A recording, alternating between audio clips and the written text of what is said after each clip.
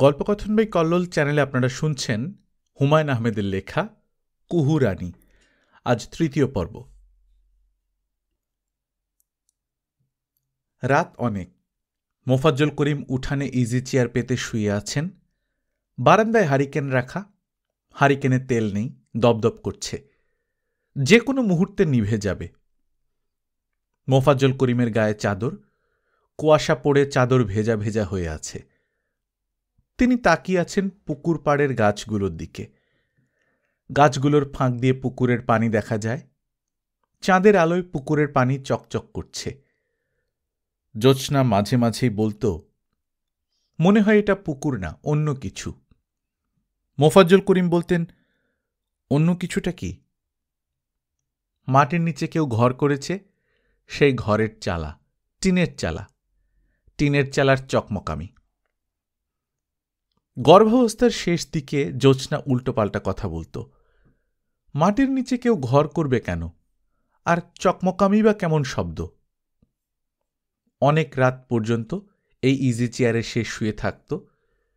বিছানায় ঘুমোতে নাকি তার কষ্ট হতো। মোফাজ্জল করিম কতবার দেখেছেন জ্যোৎস্না ইজি চেয়ারেই ঘুমিয়ে পড়েছে। মৃত মানুষের ফিরে আসবার ক্ষমতা থাকলে জ্যোৎস্না এই ইজি চেয়ারটার কাছেই ফিরে ফিরে আসত। মোফাজ্জল করিমের অনেকবার ইচ্ছে হয়েছে ইজি চেয়ারটা উঠানে পেতে রাখেন, দূর থেকে দেখেন কেউ এসে এখানে বসে কিনা। কাজটা করা হয়নি। মৃত মানুষ ফিরে আসে না। স্যার, ঘুমাবেন না? বারান্দায় বজলু দাঁড়িয়ে আছে। সে সার্কাস থেকে কিছুক্ষণ আগে ফিরেছে। ভয়ে ভয়ে ফিরেছে। গত রাতে সে সার্কাসের দলের সঙ্গেই ছিল। হাতিঘরের পাশে বালির বস্তার উপর শুয়ে রাত কাটিয়ে দিয়েছে। আজ রাতেও সেখানে থাকার ইচ্ছা ছিল। সার্কাসের হারামজাদা ম্যাজিশিয়ান তাকে ধমক দিয়ে বের করে দিয়েছে। তার মন অসম্ভব খারাপ ছিল। এখন মন সামান্য ভালো, কারণ হেড স্যার গত রাতে সে কোথায় ছিল এই নিয়ে বাহাস শুরু করেন নাই।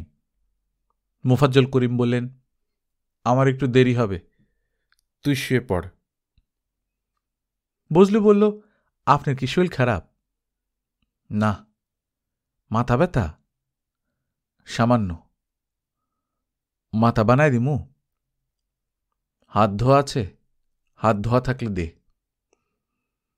বজলু ইজি চেয়ারের পেছনে দাঁড়িয়ে মোফাজ্জল করিম সাহেবের মাথায় হাত বুলিয়ে দিচ্ছে। সে বলশালী মানুষ, কিন্তু তার হাত মেয়েদের হাতের মতো কোমল। বজলু বলল, সার্কাসের খেলা কেমন দেখলেন স্যার? ভালো। আপনার কাছে কোন আইটেম সবচেয়ে মজা লাগছে? সবই ভালো, তবে সাপের খেলাটা জঘন্য। একটা মেয়ে সাপ জড়িয়ে ধরে চুমু খাচ্ছে, এটা কেমন কথা? মেয়েটার নাম মীনা কুমারী। তুই ওদের চিনিস নাকি? অল্প বিস্তর চিনি, গোসলের পানি দিয়ে আসলাম। মীনা কুমারী কত সুন্দর দেখছেন না স্যার, কিন্তু তার গলা মোটা, পুরুষ মানুষের গলা। একটা কালো মেয়ে যে ছিল, দড়ির খেলা দেখালো, ওই মেয়েটা কেমন? জানি না, হ্যাঁ কোনো কথা কয় নাই। তার শরীরে জ্বর, জ্বর নিয়ে সে খেলা দেখাইছে। বলিস কি? সত্য, তার নাম কুহুরানী। কি রানী? কুহুরানী। একটা মেয়ের জ্বর, তাকে দিয়ে খেলা দেখানোর দরকারটা কি? কি করব কন, পাবলিকে চায়। স্যার, ম্যাজিক যে দেখাইছে প্রফেসর বাবুল, ওনার খেলা কেমন লাগছে? ভালো। বাবুল সব মানুষ কিন্তু খারাপ, সবেরে তুই তুকারি করে। আমি নিজের ইচ্ছায় বিনা টাকায় 10 বালতি পানি দিয়ে আসছি। আমারে বলে, এই কুত্তা, পানি ফেলোস কেন? ম্যাজিকের লোক না হইলে দিতাম বালতি দিয়ে বাড়ি। মোফাজ্জল করিম বললেন, কুহুরানির জ্বর নিয়ে খেলা দেখিয়েছে? জি স্যার। মেয়েটাকে ডাক্তার দেখিয়েছে? জানি না স্যার। ডাক্তার দেখানো দরকার ছিল। স্যার ঘরে যান, মাথায় উস পড়তাছে। বসি আর কিছুক্ষণ, একটু চা খাওয়া তো। স্যার, আমার 2টা দিনের ছুটি দরকার, মা মৃত্যুশয্যায়। তোর মা মৃত্যুশয্যায়? জি স্যার, এখন যায় তখন যায়। কবিরাজে ওষুধ দিছে, সেই ওষুধ মুখে নিতে পারে না, গন্ধে বমি আসে। বুঝলু, তোর ছুটির দরকার, তুই ছুটি নে। মিথ্যা কথা বলার দরকার কি? তোর মা মৃত্যুশয্যায় না। যে ছেলের মা মৃত্যুশয্যায়, সেই ছেলে বুকে ফুঁ দিয়ে বেড়ায় না। কাল সকালে চলে যাই স্যার, 2 দিন পরেই চলে আসব। আল্লাহ নবীর কিরা। মোফাজ্জল করিম জবাব দিলেন না। কুহু নামের মেয়েটা গায়ে প্রবল জ্বর নিয়ে খেলা দেখিয়েছে, এটা তিনি মেনে নিতে পারছেন না। একজন অসুস্থ মানুষ বিশ্রাম করবে, দড়ির ওপর ঝাঁপাঝাঁপি করবে না। বজলু চা বানাচ্ছে, আড়ে আড়ে তাকাচ্ছে। দেশে যাওয়ার জন্যে তার ছুটির দরকার না, তার ছুটির দরকার মীনা কুমারীর জন্যে।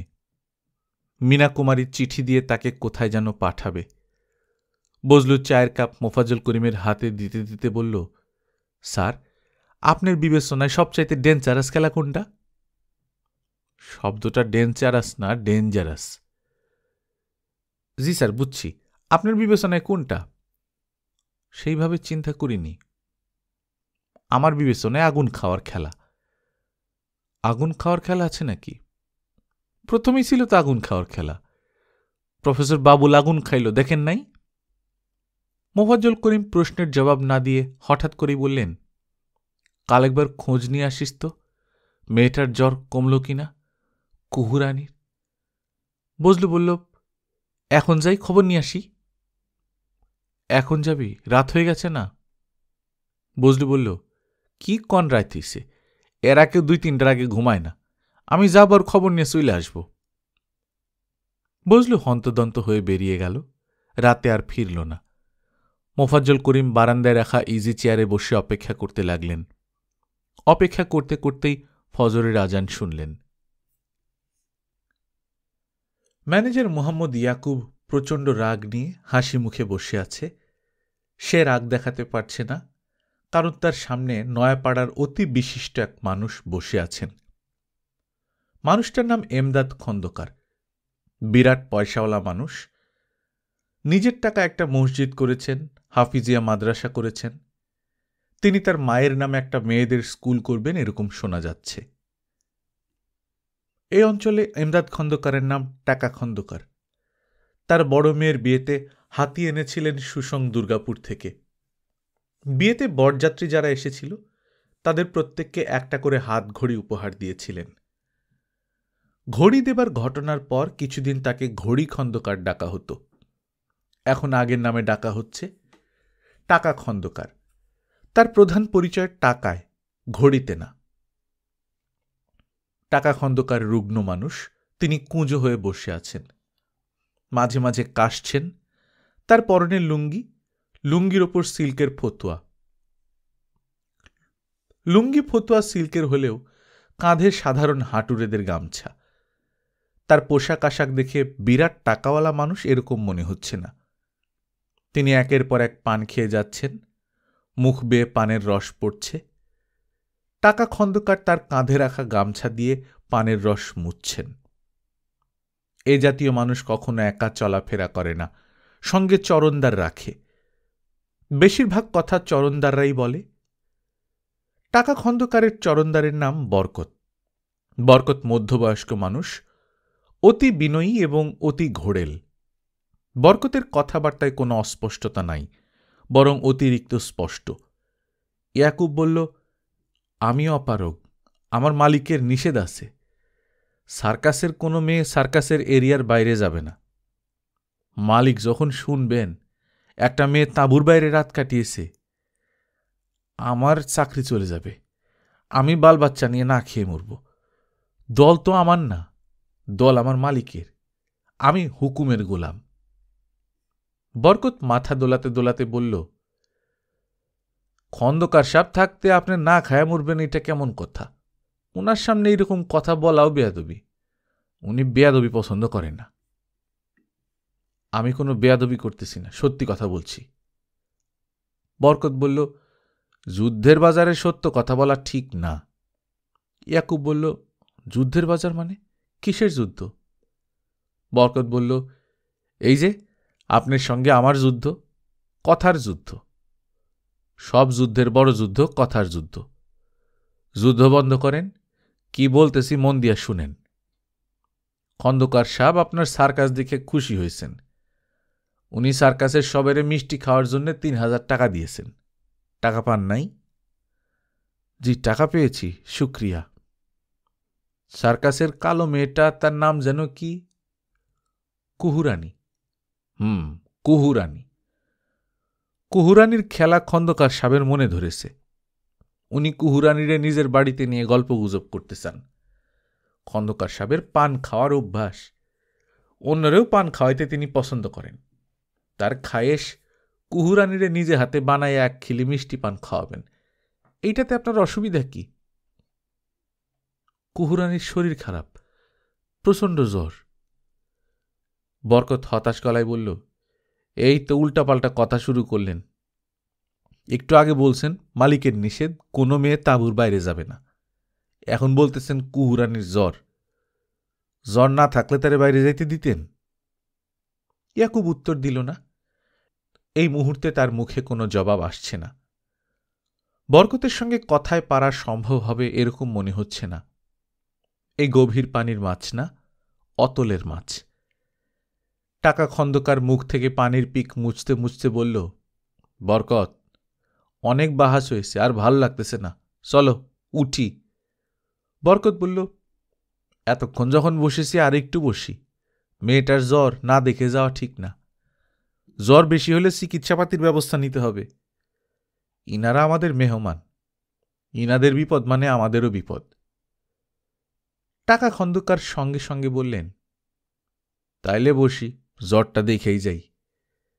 ইয়াকুব উঠে দাঁড়াল, শুকনো মুখে বলল, আপনারা বসেন, কুহুরে নিয়ে আসতেছি।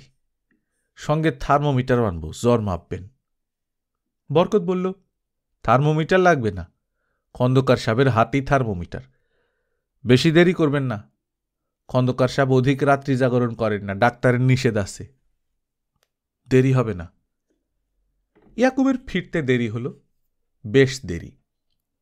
এতে টাকা খন্দকার কিংবা তার সঙ্গী দুজনের কারোরই ধৈর্যচ্যুতি হল না। টাকাওয়ালা মানুষদের সহজেই ধৈর্যচ্যুতি হয়, খন্দকার সাহেবের কখনো হয় না। তার বিপুল বৈভবের একটি কারণ হয়তোবা তার অসীম ধৈর্য। ইয়াকুব ফিরল একা, তার মুখে স্পষ্ট ভীতির ছাপ। তার কাছে জানা গেল কুহুকে পাওয়া যাচ্ছে না। সে কলপাড়ে একা গিয়েছিল চোখে মুখে পানি দিতে, কলপাড় থেকে ফেরেনি। কুহুর সন্ধানে সার্কাসের লোকজন নানান দিকে গেছে। ইয়াকুব বলল, আপনারা মনে হয় আমার কথা বিশ্বাস করতেছেন না। আপনারা হয়তো ভাবতেছেন আমি তারে লুকায় রাখছি। টাকা খন্দকার উঠে দাঁড়াতে দাঁড়াতে বললেন, আপনি সত্য কথাই বলেছেন। কে মিথ্যা বলছে আর কে সত্য বলছে সেটা আমি মুখ দেখে বলতে পারি। ইয়াকুব বলল, কুহুর পালানোর অভ্যাস আছে। গৌরীপুর থেকে একবার পালাইছিল, পরে তাকে শ্যামগঞ্জ থেকে ধরে আনি। মেয়েটার মাথায় গণ্ডগোল আসছে। বরকত বলল, এই অঞ্চল কি সে চেনে?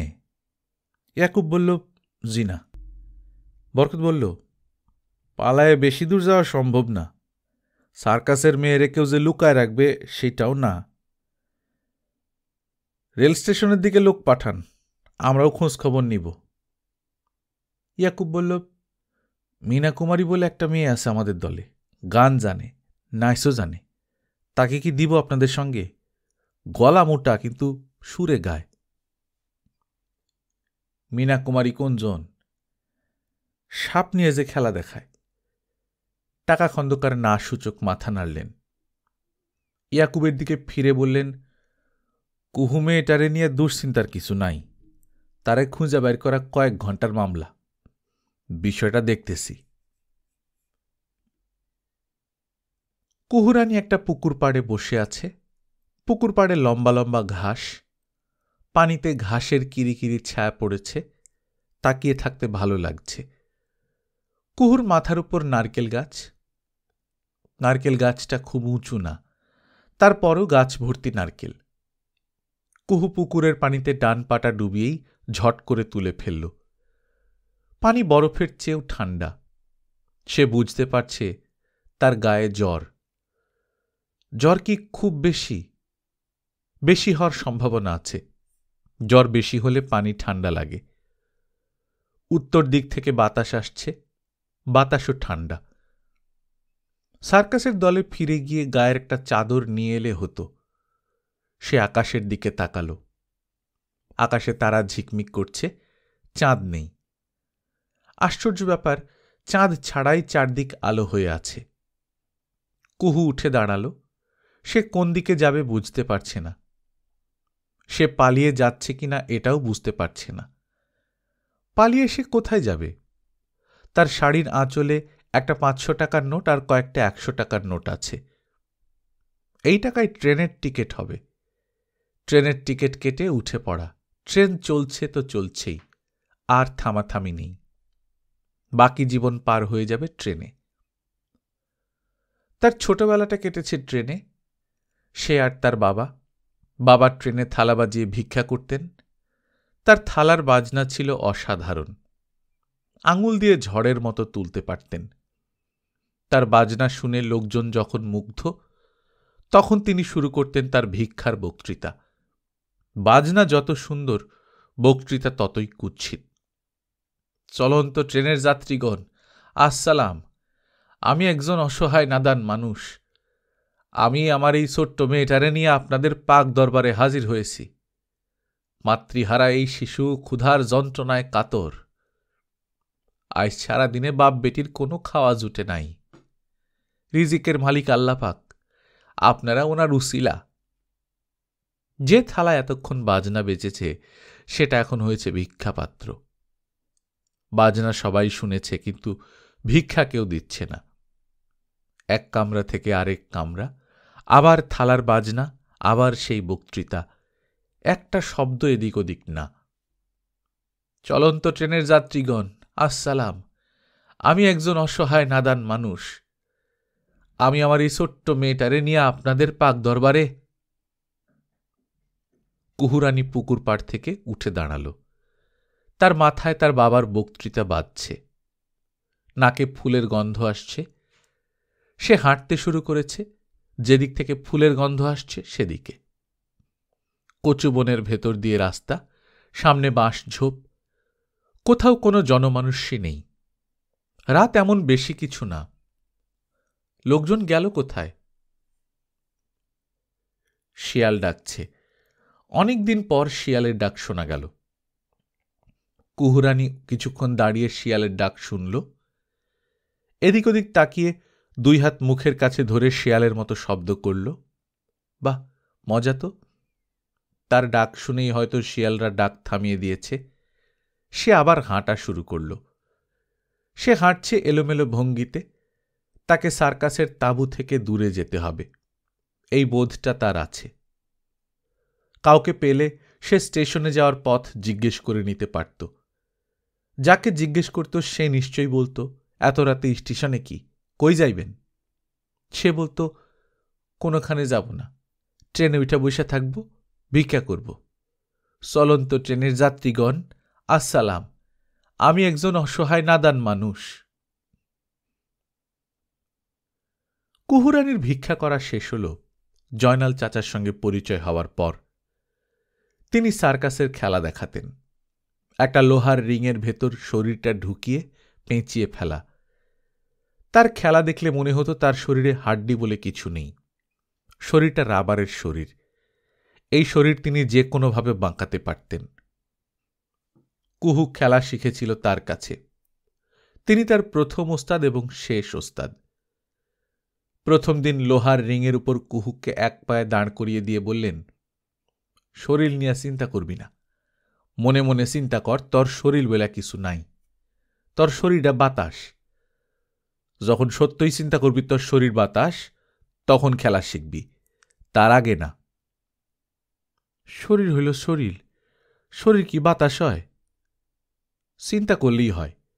তুই যখন চিন্তা করবি তোর শরীর লোহা, স্টিল, তখন শরীর হইব স্টিল। কুহু দ্রুত খেলা শিখেছিল। বাবার মৃত্যুর পর কুহু থাকত জয়নাল চাচার সঙ্গে। কুহুর বাবার ট্রেনে কাটা পড়ে মারা গিয়েছিলেন। চলন্ত ট্রেনের এক কামরা থেকে আরেক কামরায় যাওয়ার সময় পা ফসকে পড়ে যান। কুহু আর জয়নাল চাচা দুজনে মিলে ট্রেনের কামরায় কামরায় খেলা দেখাত। ভালো পয়সা পাওয়া যেত। শ্যামগঞ্জ বাজারে জয়নাল ঘর ভাড়াও করেছিল। ঘরের আসবাবপত্রের মধ্যে ছিল বিরাট একটা চৌকি, একটা কাঠের চেয়ার এবং একটা আলনা। আলনাটা বাহারি। আলনায় জুতো রাখার ব্যবস্থা ছিল। ভাড়া করা ঘরে থাকার সুযোগ খুব বেশি হতো না। যখনই সুযোগ হতো তখনই জয়নাল চাচার আনন্দের সীমা থাকত না। গম্ভীর গলায় বলতো, নিজের ঘরে থাকা আর রাজবাড়িতে থাকা একই। আমার ঘরের আমি রাজা, বুঝছস? কুহু বলতো, আপনি রাজা, আমি কি? তুই হইলি রাজার ভাতিজি। তাদের সময়টা সুখেই কাটছিল। সুখ স্থায়ী হল না। কুহুর শরীর বদলাতে শুরু করল। সে ভয়ে অস্থির। একদিন সে বলল, আমি আর এক বিছানায় শুব না চাচা, আমারে মাটিতে বিছনা করে দেন। জয়নাল বলল, ও কুহু, তুই আমারে শাদি করবি? হতভম্ব কুহু বলল, শাদি করব আপনি রে? আপনি আমার চাচা। আমি তোর আপন চাচা না, গেরাম সম্পর্কের চাচাও না। আমি হইলাম চলন্ত ট্রেনের চলন্ত চাচা। কুহু বলল, সি চাচা, সি। জয়নাল চাচা ঘোরের মধ্যে চলে গিয়েছিল। প্রায় ঘুম ভেঙে কুহু দেখত জয়নাল চাচা কুপি জ্বালিয়ে তার মুখের দিকে তাকিয়ে বসে আছে। সে ধড়মড় করে উঠে বসে বলত, কি হয়েছে চাচা? জয়নাল উদাস গলায় বলতো, কিছু হয় নাই। কুহু, তুই আমারে শাদি করবি? কুহু ধমক দিয়ে বলতো, চুপ করে ঘুমান তো চাচা, আপনার মস্করা ভাল লাগে না। ঠিক আছে, ঘুমাইলাম। গ্রামের অন্ধকার পথে হাঁটতে হাঁটতে কুহুর মনে হল জয়নাল চাচাকে বিয়ে না করে সে বিরাট ভুল করেছে। বিয়ে করলে তার স্বামীর সংসার হতো, এখন আর কিছুই হবে না। 3 বার পেটের সন্তান নষ্ট করতে হয়েছে। চতুর্থবারের সময় ডাক্তার বলল জরায়ু ফেলে দিতে হবে। সমস্যা আছে। সমস্যা, সমস্যা, চারদিকে শুধু সমস্যা। এমন কোনো দুনিয়া কি আছে যে দুনিয়ায় কোনো সমস্যা নেই? যে দুনিয়ায় মনেও সুখ, শরীরেও সুখ? যে দুনিয়ায় ট্রেন চলে কিন্তু চলন্ত ট্রেনের নিচে কেউ কাটা পড়ে না? যে দুনিয়ায় জয়নাল চাচার সঙ্গে তার বিবাহ হয়, তাদের সন্তান হয়। জয়নাল চাচা যখন খুব অসুস্থ হয়ে হাসপাতালে ভর্তি হল, তখন সে নিউ বেঙ্গল সার্কাস পার্টিতে কাজ করে। ছুটি নিয়ে সে তাকে দেখতে গেল। জয়নাল অবাক হয়ে বললেন, তোর তো বিরাট নাম ডাক হইছে রে, সিলি কুহু, এখন হইছস কুহু রানী। চাচা, আপনি কেমন আছেন? ভালো আছি। আজ রেল দিনের মধ্যে কয়েকবার আমারে দেখতে আসে। আপনার জন্য ফল আনছি। লাভ নাই, কিছুই খাইতে পারি না। একজন মাওলানা ডাকায় তবা করাইছি। এখন আমি নিষ্পাপ শিশু। এক জীবনে যত পাপ করছিলাম সব কাটা গেছে। মৃত্যুর পর বেহেশতে চলে যাব। আল্লাহ পাক বলবেন, বান্দা তুমি কি চাও? আমি বলবো, আমার হুর পরির দরকার নাই, তুমি কুহুর আইনা দাও। তুই কিন্তু ধরা খাইছস। তবা সময় মতো করতে পারছি বইলা ধরা খাইছস। বেহেশতে আমি যদি দাখিল হই, তুইও হবি। জয়নাল আনন্দ নিয়েই মারা গেছে। খুব অল্প সংখ্যক মানুষের আনন্দময় মৃত্যু হয়। জয়নাল সেই অতি অল্প সংখ্যক মানুষদের একজন। কুহু কপালে হাত দিল। নিজের গায়ে হাত দিয়ে কি নিজের জ্বর বোঝা যায়? একজন কেউ যদি থাকত যে কপালে হাত দিয়ে জ্বর দেখত। তার মাথায় বাবার বক্তৃতা ঘুরছে, চলন্ত ট্রেনের যাত্রীগণ আসসালাম। নিজেকে কুহুর চলন্ত ট্রেনের মতোই লাগছে। ট্রেন যাচ্ছে, কোথায় যাচ্ছে? ট্রেনের 2 দিকে ঘন ঝোপঝাড়, বাঁশবনে জোনাকি পোকা, আকাশ পরিষ্কার। চাঁদ নেই, তারপরেও চাঁদের আলোর মতো আলো। কুহুর মাথা দুলছে। আচ্ছা, সে কি এখন দড়ির খেলা দেখাচ্ছে? তার আশেপাশে ঝোপঝাড় না, চোখ বড় বড় করে মানুষজন বসে আছে। সে নিজে দড়ির ওপর দিয়ে চোখ বন্ধ করে হাঁটছে। সহজ হাঁটা না, নাচের মতো করে হাঁটা। হাঁটা শেষ হওয়া মাত্র সে চোখ খুলবে। দর্শকদের হাততালি। কুর্নিশের ভঙ্গিতে এখন তাকে মাথা নিচু করতে হবে। তার গায়ের পোশাকটা এমন যে মাথা নিচু করা মাত্র তার শরীরের অনেকখানি দেখা যাবে। আবার হাততালি। তবে এবার হাততালি এলোমেলো। দু একজন শীষ বাজাবে। দর্শকদের মধ্যে অতি বিশিষ্ট কেউ কেউ চঞ্চল হয়ে উঠবেন। তাদের চঞ্চলতা অন্য ধরনের। তারা কুহুর সঙ্গে প্রাইভেটে পান খেতে চাইবেন, আলাপ বিলাপ করতে চাইবেন। আলাপের শুরুটা সুন্দর। তোমার নাম কি? কুহু। কুহুরানী। ভালো খেলা শিখেছ? দড়ি থেকে কোনোদিন পড়ে যাও নাই? জি, পড়েছি। খেলা যতক্ষণ চলে ততক্ষণ পড়ি না, খেলা শেষ হইলে পড়ি। আপনার মতো বিশিষ্টজনরা যখন ডাকেন তখন পড়তে হয়। সার্কাসের মেয়ে কতক্ষণ দড়িতে থাকবে, তাকে তো পড়তেই হবে। কুহু থমকে দাঁড়াল। তার শাড়িতে কয়েকটা জোনাকি বসেছে। গায়ে জোনাকি বসা ভালো না, গায়ে প্রজাপতি বসা ভালো। বিয়ের পয়গাম আসে। জোনাকি বসলে বিয়ে ভাঙে। সব প্রজাপতিতে অবশ্য বিয়ের পয়গাম আসে না। যেসব প্রজাপতির ডানায় রং নেই, ডানা ধবধবে সাদা, সেসব প্রজাপতি মৃত্যুর খবর আনে। জোনাকিগুলো গা থেকে সরিয়ে দিতে ইচ্ছে করছে না। জ্বলছে, নিভছে, জ্বলছে, গয়নার মতো লাগছে। জোনাকির জ্বলা নেভার মধ্যে তাল আছে। ব্যান্ডমাস্টার এই তালে বাজনা বাজালে ভালো হতো। দ্রিম দ্রিম দ্রিম, দ্রিম দ্রিম দ্রিম। কুহু বসে পড়ল।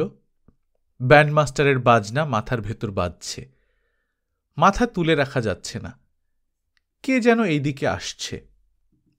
লোকটাকে আগে দেখা যায়নি, হুট করে উদয় হয়েছে। কুহু কি করবে? লুকিয়ে যাবে নাকি আগ বাড়িয়ে গিয়ে কথাবার্তা বলবে? যা করতে হয় এখনই করা দরকার। কুহু সিদ্ধান্ত নিতে পারছে না। জ্বরে মাথা ভারী হয়ে গেছে। এইখানে কে? কে এইখানে? পুরুষ মূর্তি এগিয়ে আসছে। হাতের হ্যারিকেন বাড়িয়ে ধরেছে। হ্যারিকেন বাড়িয়ে দূরের জিনিস দেখা যায় না। দূরের জিনিস দেখতে টর্চ লাগে। লোকটা গাধা। আমার নাম বজলু। আপনি কে? আমি আসমানের পরী।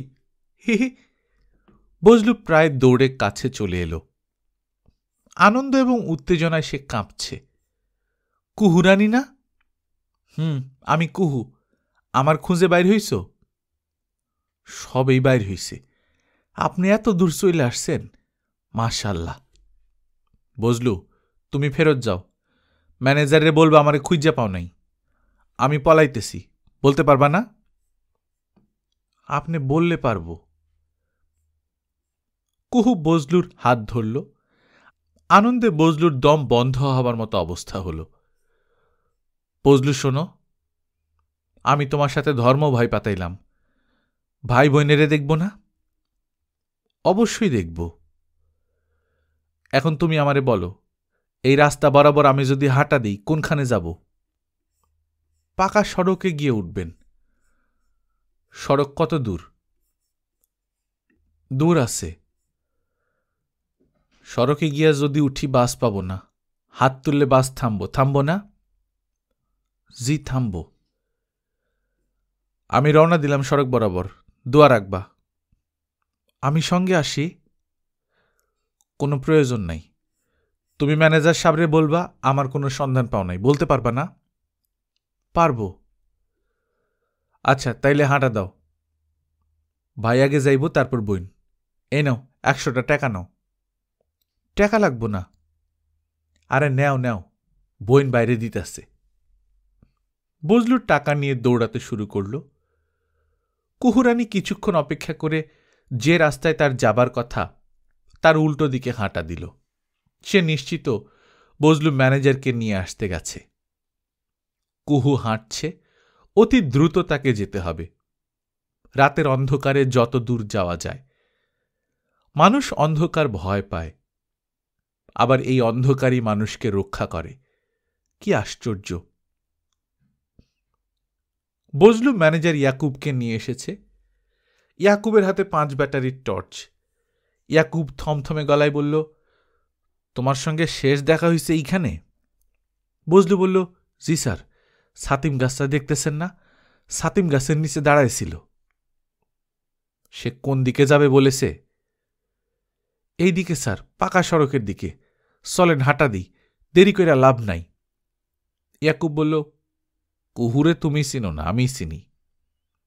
কুহু যেই দিকে যাবে বলেছে সেই দিকে সে যাবে না, সে যাবে উল্টা দিকে।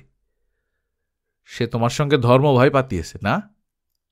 বুঝলো অবাক হয়ে বলল, জি। কুহু সুযোগ পেলেই পালানোর চেষ্টা করে। একজন রেসে ধর্ম ভাই বানায়, তার সাহায্য নেয়, শেষ পর্যন্ত পালাইতে পারে না। তোমারে টাকা পয়সাও নিশ্চয়ই কিছু দিচ্ছে। বজলু শুকনো গলায় বলল, জি না স্যার। তাহলে সম্ভবত তার সাথে টাকা নাই, টাকা থাকলে দিত। চলো এখন সন্ধানে বাইর হই। মোফাজ্জল করিম শোবার আয়োজন করছেন। তিনি জানলার পাশে এসে দাঁড়িয়েছেন। শেষবারের মতো তাকালেন জ্যোৎস্নার কবরের দিকে। টগর ফুলের গন্ধ আসছে। সব রাতে গন্ধ পান না, বাতাসের কারণে এটা হয়। আজ বাতাস আছে, শক্ত উত্তুরে বাতাস। উত্তরে বাতাসের ভালো বাংলা উত্তরায়ণ। এর ইংরেজিটা কি?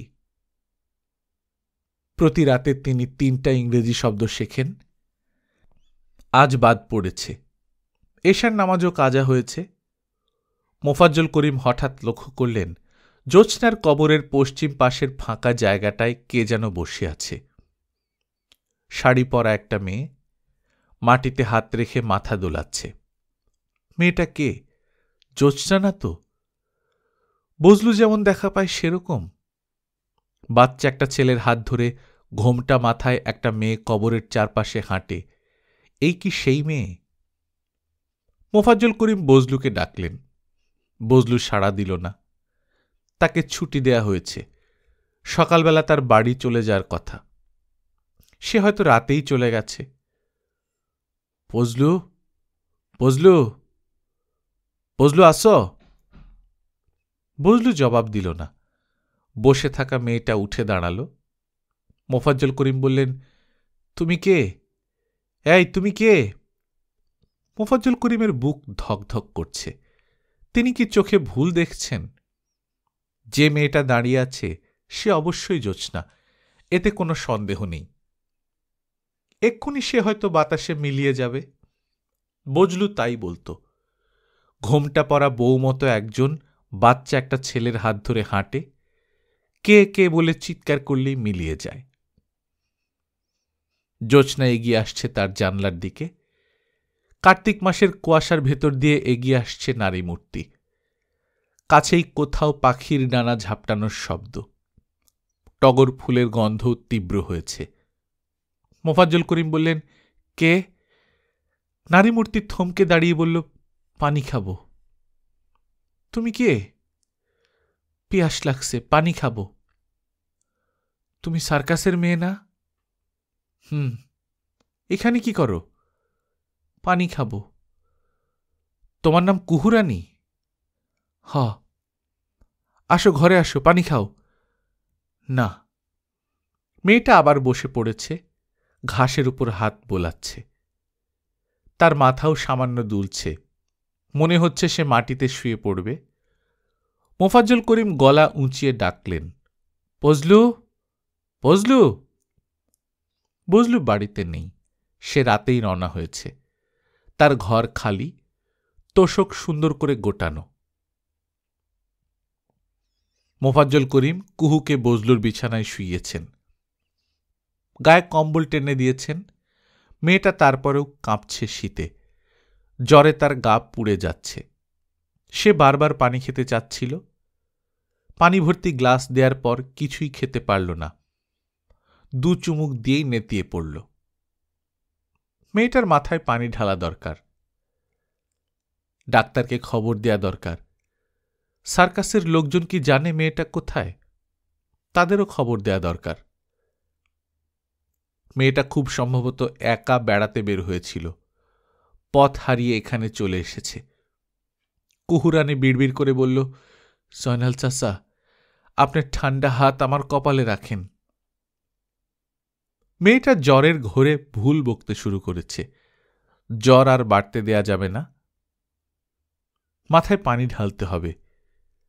বজলু কি ঘরে পানি এনে রেখেছে? বজলুর কাজে কোনো শৃঙ্খলা নেই, এখন দেখা যাবে কলসি খালি। জয়নাল চাচা, আমি সার্কাস থেকে পালায় আসছি, এখন আমি আপনার সঙ্গে থাকব, আপনারে বিয়ে করব। 1,01,000 টাকা কাবিনে বিয়ে, অর্ধেক উসুল। ট্রেনে কইরে আমি আপনার সঙ্গে চলে যাব। চলন্ত ট্রেনের যাত্রীগণ, আমি একজন নাদান মানুষ, আমার এই ছোট্ট মেয়েটারে নিয়ে আপনাদের পাক দরবারে। টেবিলের উপর এক জগ খাবার পানি ছাড়া কোনো পানি নেই। মোফাজ্জল করিম বালতি হাতে কলের দিকে ছুটলেন। টিউবওয়েল বেশ দূরে, জুমা ঘরের পাশে। ভরা বালতি নিয়ে এই বয়সে ফিরতে তার কষ্ট হবে। জোয়ান বয়সেই কষ্ট হয়েছে, আর এখন তো শেষ বয়স। জ্যোৎস্নার একবার হঠাৎ করে আকাশ পাতাল জ্বর উঠল। মাথায় পানি ঢালবেন, ঘরে নেই এক ফোঁটা পানি। তাকে জুমা ঘরের চাপকল থেকে পানি আনতে হয়েছিল। বুকে হাঁপ ধরে গিয়েছিল। সারা রাত মাথায় পানি ঢাললেন। শেষ রাতে পাখপাখালি যখন ডাকতে শুরু করল, তখন জ্যোৎস্নার জ্বর ধুম করে ছেড়ে গেল।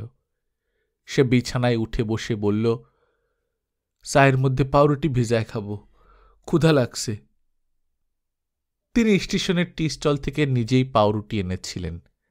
সাইকেলে যেতে আসতে 1 ঘন্টার সময় লেগেছে। আচ্ছা, এই মেয়েটার জ্বর যখন ছেড়ে যাবে তখন সে পাউরুটি খেতে যাবে না তো? মানুষের জীবনে অতীতে ঘটে যাওয়া অনেক ঘটনাই আবার ফিরে আসে। মোফাজ্জল করিম মোটামুটি নিশ্চিত এই মেয়েটার গা থেকে জ্বর নেমে গেলেই সে বিছানায় উঠে বসবে, গম্ভীর গলায় বলবে, সায়ে পাউরুটি ভিজায় খাবো। দুনিয়ায় কত রকম খাবার, সব ফেলে জ্যোৎস্নার পছন্দ ছিল চায়ে ভিজিয়ে পাউরুটি। আল্লাপাক অবশ্যই তাকে বেহেশতে নসিব করেছেন। সে বেহেশতের বাগানে তার পুত্র মারুফুল করিমকে নিয়ে কত আনন্দেই না আছে। সেখানেও কি হঠাৎ তার চায়ে ভিজিয়ে পাউরুটি খেতে ইচ্ছে করে? ইচ্ছে করলে সে ব্যবস্থা আল্লাপাক অবশ্যই করবেন। দুনিয়া হল চেয়ে না পাওয়ার জায়গা, আর বেহেশত হল না চেয়েও পাওয়ার জায়গা। মোফাজ্জল করিম কুহুর মাথায় পানি ঢালছেন। পানি ঢালতে তার বেশ কষ্ট হচ্ছে। কুহু 2 হাতে তার বাঁ হাত শক্ত করে ধরে আছে, কিছুতেই ছাড়ছে না। এক হাতে ঠিকমতো পানি ঢালা মুশকিল। পানির ধারা ঠিকমতো ফেলা যাচ্ছে না। কখনো বালিশে পড়ছে, কখনো মেয়েটার চোখে মুখে পড়ছে। ঘরে থার্মোমিটার নেই। থার্মোমিটার থাকলে জ্বরটা দেখা যেত।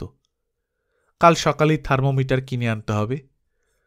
ঘরে কিছু ওষুধ বিশুদ্ধ থাকা দরকার। কখন দরকার পড়ে তার ঠিক নেই। মোফাজ্জল করিম এক মনে দরুদে শেফা পড়ছেন, মাঝে মাঝে কুহুর কপালে ফুঁ দিচ্ছেন। বালতি দিয়ে পানি আনার সময় লক্ষ্য করেছেন আকাশে মেঘ জমছে। কার্তিক মাসে কয়েকদিন ঝড় বৃষ্টি হয়। এই ঝড় বৃষ্টির নাম কাত্যায়নী। আজ থেকেই কি কাত্যায়নী শুরু হল? কাত্যায়নের বৃষ্টিতে ভিজে গোসল করলে সারা শীতকালে জ্বর জারি হয় না। কাত্যায়নের বৃষ্টি শুরু হলে মেয়েটাকে বৃষ্টিতে গোসল করতে বলবেন। জ্যোৎস্না প্রতি কাত্যায়নীতে বৃষ্টিতে গোসল করত। তারপর অবশ্য তার জ্বর জারি সর্দি কাশি লেগেই থাকত। ফজরের আজান হচ্ছে। মোফাজ্জল করিম অজু করার আগে চা বানিয়ে 1 কাপ চা খেলেন। ফজরের ওয়াক্ত মাগরিবের ওয়াক্তের মতো না, এসেই হুট করে চলে যায় না, কিছুটা সময় পাওয়া যায়। কুহুরানি মেয়েটা ঘুমোচ্ছে, এটা ভালো লক্ষণ। ঘুম ভালো হলে শরীর হুকুমের মধ্যে চলে আসবে। আল্লাপাক ব্যবস্থা করে রেখেছেন, ঘুমন্ত অবস্থায় মানুষের শরীরের কলকবজা ঠিক হতে থাকে। মোফাজ্জল করিম ফজরের নামাজ পড়লেন, কোরআন মজিদ পাঠ করলেন, সূরা আর রহমান, ফাবিআইয়ি আলাই রব্বিকা তুকাজ্জিবান। হে মানব সম্প্রদায়, তোমরা আমার কোন কোন নিয়ামত অস্বীকার করিবে? ঘরের ভেতর খচমচ শব্দ হচ্ছে। মোফাজ্জল করিম কোরআন পাঠ বন্ধ করলেন। সূরার মাঝখানে হঠাৎ পড়া বন্ধ। কাজটা ভুল হল, বেয়াদবি হল। তিনি ঠিক করলেন জোহরের ওয়াক্তেই আলাদা 2 রাকাত নফল নামাজ পড়ে আল্লাহর কাছে ক্ষমা চাইবেন। মোফাজ্জল করিম যা ভেবেছেন তাই হয়েছে। কুহুর জ্বর কমেছে। সে উঠে বসেছে, চৌকি থেকে পা ঝুলিয়ে বসে আছে। অবাক হয়ে এদিক ওদিক তাকাচ্ছে। মোফাজ্জল করিম বললেন, কিছু খাবে? ক্ষুধা লেগেছে? পাউরুটি খাবে? পাউরুটি এনে দিই, চায় ভিজিয়ে খাও।